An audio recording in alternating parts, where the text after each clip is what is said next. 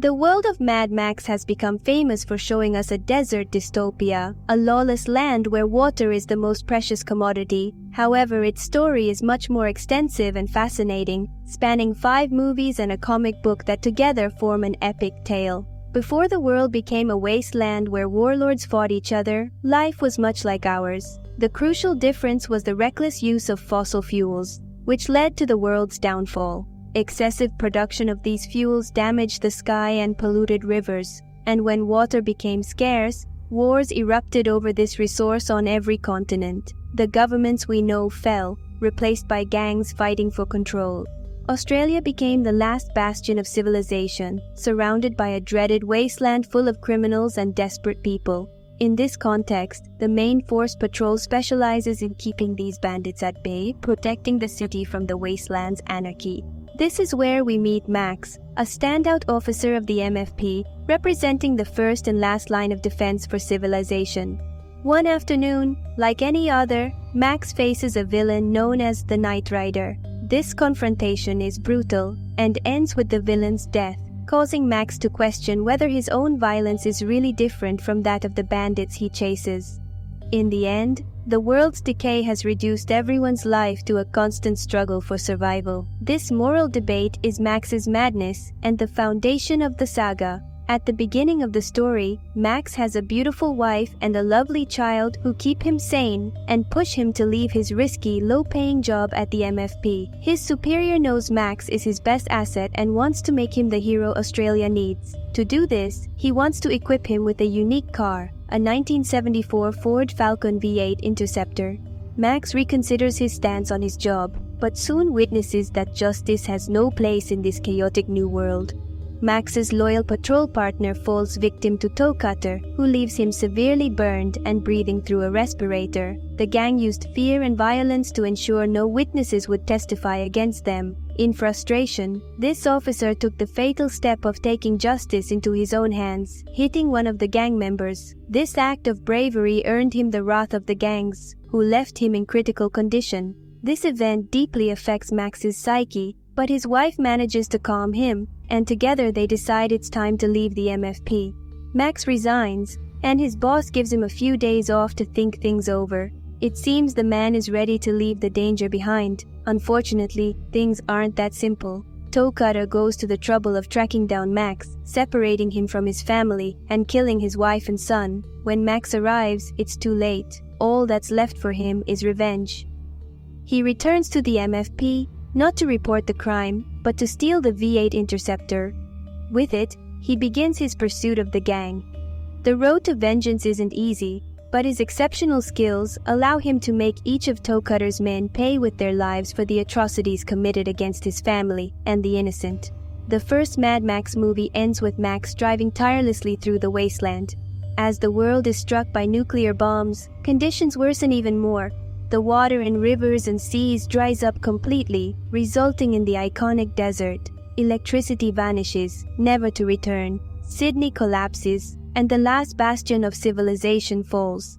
In this context, Colonel Joe rebuilds the world in his own image.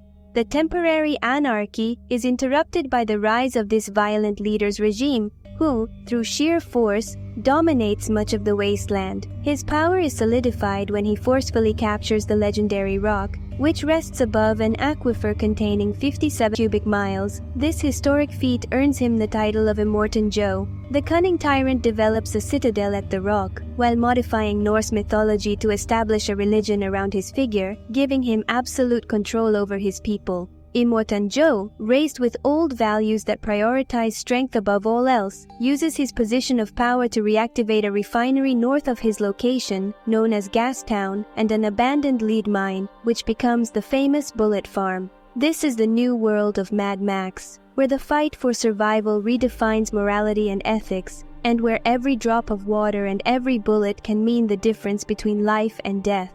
As Colonel Joe conquers much of the wasteland, Max continues his endless journey through this desolate landscape, frequently forced into confrontations with bandits. Through his actions, Max also begins to forge his myth, which will turn him into the legendary road warrior. But in the meantime, like all humans of that era, Max spends his time searching for water, gasoline, and food. After a clash with the gyro captain, this peculiar individual informs him of a small refinery where he can find all the fuel he needs for his iconic Ford. This refinery is occupied by a group that upholds the values of free trade and only uses force to defend their domain. However, their position is coveted by a tribe of metal-themed barbarians who don't hesitate to take lives and ravage those who stand in their way. Max confronts these barbarians in an attempt to stop the atrocities they're committing against the couple. Unfortunately, when he intervenes, it's already too late. The woman has died, and the man dies before reaching the refinery. Without him, Max has nothing to offer the community. Just then, the Metalhead tribe arrives to issue their final warning. The community has one day to vacate the refinery. Humongous, their ruthless leader, hides his deformed face behind a hockey mask, symbolizing that he is not a man to be trusted. The refinery group plans to abandon the place and head to a supposed green paradise located on the coast. Max seizes the opportunity and offers to recover a tanker he saw on the route 2 days ago. This truck would ensure their journey, allowing them to transport all the refinery's fuel. Max only asks for enough fuel for his V8 Interceptor in return. Max embarks on his new mission and indeed finds the tanker. However, on his way back, he is intercepted by the barbarians. The refinery group manages to defend themselves, and the community leader asks Max to stay and drive the tanker for them. They assure him that the community could be the beacon of a new civilization, but Max, true to his solitary nature, decides to leave them. That night, the barbarians ambush Max. They run him off the road, wreck his car, and grievously injure him. The bandits take his fuel and kill his dog. However, Max doesn't give up. With his last strength, he drags himself to a safe spot and blows up his car, taking many of the bandits with it. His body is rescued by Gyro Captain, who saw the smoke from the explosion at the refinery. The next morning, Max offers to drive the tanker. The final showdown begins, and thanks to Max's driving skills, the Metalhead tribe doesn't stand a chance. By the end of the day, the community has a clear path to their paradise, but Max decides to continue his solitary journey through the Wasteland. Each member of the community will never forget Max, the road warrior who freed them from the barbarity of the violent. 10 years later, the events of the third movie begin. Max arrives at Bata Town to offer his services and is recruited by a woman known as Auntie Entity, who has a special job for him, an offer he can't refuse. Max must fight the champion of champions, a character named Blaster, who is the muscle for Bartertown's current boss. Auntie Entity wants to rise to power and intends to use Max to eliminate the champion and clear her path to absolute control. The fight takes place, but when Max is about to win, he realizes his opponent is a person with different abilities, used for malevolent purposes. The arena rules are clear. 2 men enter, and only 1 leaves. Max refuses to kill Blaster, so he is sentenced to the Wheel of Fortune, which decides his fate, exile in the Wasteland desert. In the desert, Max is saved by a tribe of children who are waiting for a savior. Max makes them understand that their entire culture is a lie, and the older children accompany him on a journey back to Bartertown, where he plans to seek justice and recover the supplies he was promised. Max's intrusion causes significant damage, triggering a frantic chase. With the help of the children, Max manages to confront Auntie Entity's forces. Though Max escapes, Bartertown's army eventually catches up with him. Max helps the children board an aircraft, fighting to buy time and ensure their escape. Finally, he is defeated by Auntie Entity, who laughs and spares his life, leaving him to his fate. The children, witnesses to the true state of the world, fly to Sydney, a completely abandoned city, where they find their new home. There, they grow up always remembering the road warrior who brought them hope. By this point, the 2 main legends of the Wasteland are well established. Max visits Gastown, aiming to rebuild his iconic V8 Interceptor. According to rumors, Gastown offers an engine to the winner of its arena, and upon arrival, Max confirms firsthand that Immortan Joe is pulling out all the stops. The problem is that this arena hosts a massive fight where only one man survives. The favorite to win is a man with unique armor. This clan has condemned itself to live like porcupines, with heavy spiked armor. The battle is brutal, and the man's armor presents an insurmountable advantage for Max. However, the legend receives help from the crowd. A mysterious woman hands him a flare, which Max uses to blind his opponent and finish him off, thus winning the coveted engine. Elated by his victory, Max sets off to complete his car. However, that very night, he is ambushed by members of the dangerous clan who strip him of all his belongings. The supplies, the engine and the car are taken by the group, but they spare his life out of respect for him as a warrior. They leave, but not before stabbing him in the femoral artery. Max does his best to survive, but even legends have their limits. Just when he is about to lose hope, he is unexpectedly saved by the same woman who handed him the flare in the arena. The woman seeks out the road warrior to propose a deal. She needs her daughter rescued from the Porcupine clan's lair. The girl was trapped there when the bandits took over unexpectedly.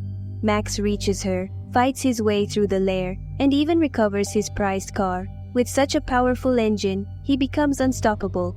Finally, he reunites the girl with her mother.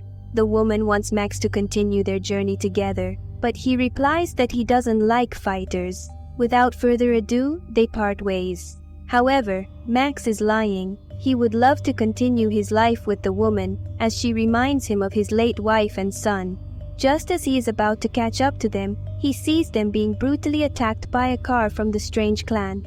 The women are gravely injured while Max easily handles the attacker. By the time Max returns, only the girl is still alive. In her final moments, she asks him to take care of her mother. Max agrees and then buries the bodies of the two women in the desolate desert as a reminder of all the lives the legend could not save. Thus, the road warrior continues his solitary journey, bearing the weight of his failures. For those who know him, his legend symbolizes hope in a world where hope is as scarce as water and gasoline. While Max's legend faces its darkest times, the figure of Immortan Joe is stronger than ever. Worshipped as a god, his only concern is having an heir. To this end, he builds the citadel, where he gathers the healthiest and most beautiful women he can find. His top warrior, Furiosa, personally guards them, unaware that she plans to betray him, setting the stage for the events of Mad Max Fury Road. Max, tormented by visions of those he couldn't save, succumbs to madness, haunted by his losses. Immortan Joe's warboys capture him but keep him alive because his blood type is O-negative, making him a universal donor. The warboys turn him into a blood bag for Nux.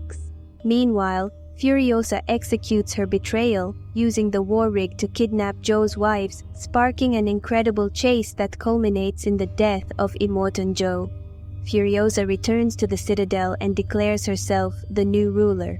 Although Max was crucial in ending the tyranny, he chooses not to be part of this new government and continues his journey through the Wasteland, further cementing his legendary status. The story of Mad Max is recounted from the perspective of Furiosa's reign, where we see that she has shaped a utopia where all members are equal and resources are shared equitably. A river even flows through the iconic rock.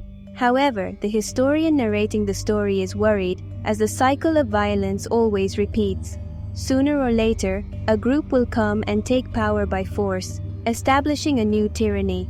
This concern is shared by the last son of Immortan Joe, who ends the comic with a warning. Giving away resources might make them appear weak, and that weakness will be exploited by the most violent. Like the radioactive sandstorms, a new cycle begins, and we will see how resilient Furiosa's civilization truly is. And so, we reach the end of what we know about the Mad Max saga for now. Thanks everyone for watching the video. Don't forget to rate the content with a like or dislike according to your opinion, and leave your comments on what you thought about the new movie. See you very soon.